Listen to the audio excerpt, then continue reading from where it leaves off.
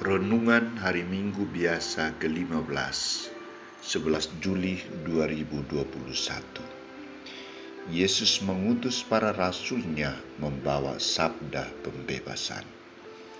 Bacaan pertama diambil dari kitab Amsal, bab 7 ayat 12-15. Bacaan kedua diambil dari surat Paulus kepada jemaat di Efesus, bab 1 ayat 3-14.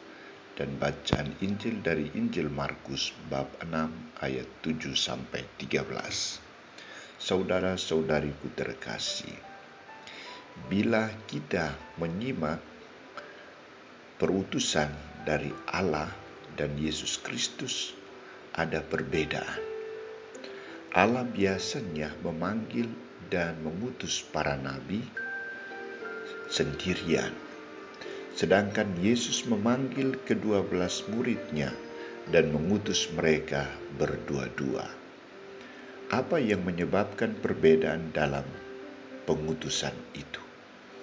Yang membedakan perbedaan dalam pengutusan itu adalah konteks kebutuhan dan tuntutan zaman membuat tugas perutusan mengalami penyesuaian.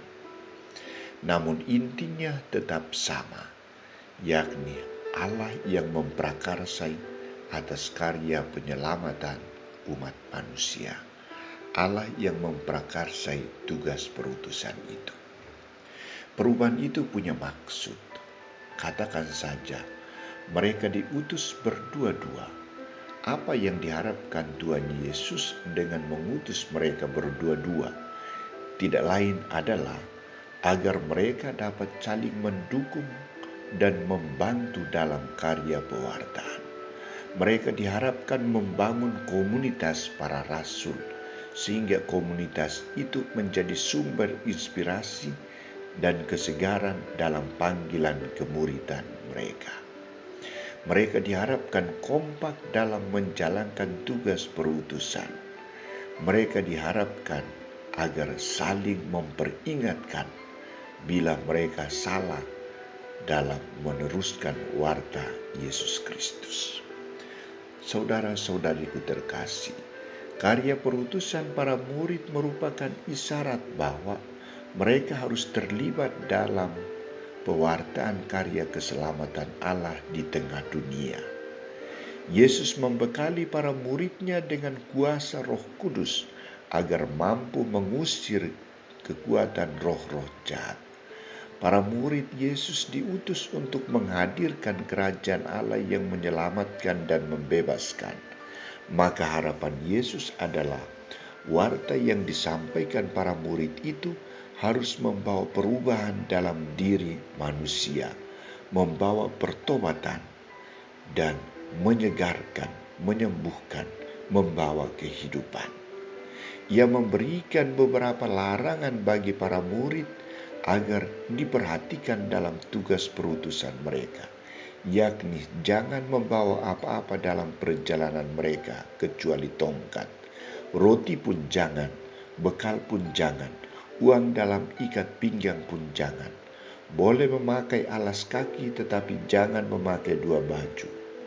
Di sini para murid dituntut agar tidak mengikatkan diri dengan harta duniawi, atau tidak memikirkan harta duniawi, atau tidak memfokuskan perhatian mereka pada pencarian harta duniawi, atau tidak mengandalkan harta duniawi sebagai bekal dalam perjalanan hidup mereka, tetapi pewartaan sabda Allah. Mereka dituntut sikap pelayanan dari kesederhanaan, bukan mengandalkan kekayaan. Mereka dituntut memberi dari hati dan dengan tulus ikhlas. Para pewarta sabda Tuhan perlu bekerja tanpa pamrih bagi Kristus. Dialah yang telah memberi dengan cuma-cuma, maka mereka pun juga harus menyampaikan kepada orang lain secara cuma-cuma. Yesus juga mengajak mereka untuk menerapkan sikap hormat kepada seseorang dan tidak boleh menuntut lebih. Maka ia memberikan pesan, kalau di suatu tempat kamu sudah diterima dalam suatu rumah, tinggallah di situ sampai kamu berangkat dari tempat itu.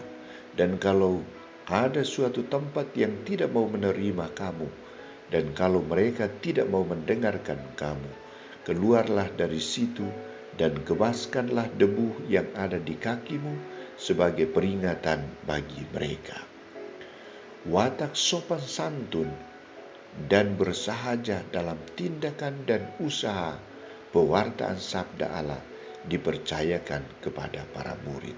Diharapkan mereka menghindari paksaan dan berani menyerahkan diri dalam penyelenggaraan ilahi. Kesaksian kebenaran jangan sampai ditandai oleh tindakan cemar. Inilah tuntutan Yesus bagi ke-12 muridnya. Saudara-saudariku terkasih, bagaimana dengan kita? Sebagai murid Kristus, kita pun dipanggil secara bersama-sama dalam komunitas besar. Bersama-sama sebagai gereja, kita memberi kesaksian akan Injil Kristus. Masing-masing anggota atau kita memiliki karisma dan keunikan, tetapi semua dipanggil untuk membangun tubuh Kristus yang satu dan sama. Apakah kita menyadari panggilan kita sebagai bagian dari komunitas murid-murid Kristus? Apa yang dapat kita sumbangkan untuk membangun tubuh Kristus, yaitu gereja? Mari kita renungkan ini dan memberikan diri demi pewartaan kerajaan